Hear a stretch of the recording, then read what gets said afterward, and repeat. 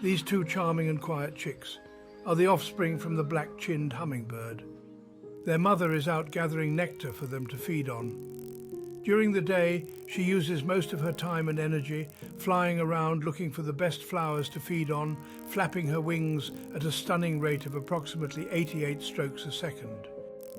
For now, all is good for the little family. Abundance of food, clear skies and warm weather.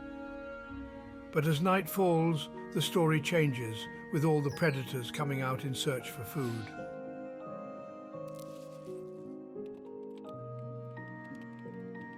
Another thing that comes to life in the late hours are the Tingkart team.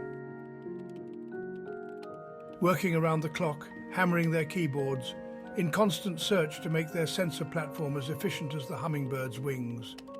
Ensuring that stability and usability is like nothing else seen in the industry. To learn more about this exceptional platform, please visit tingkart.com.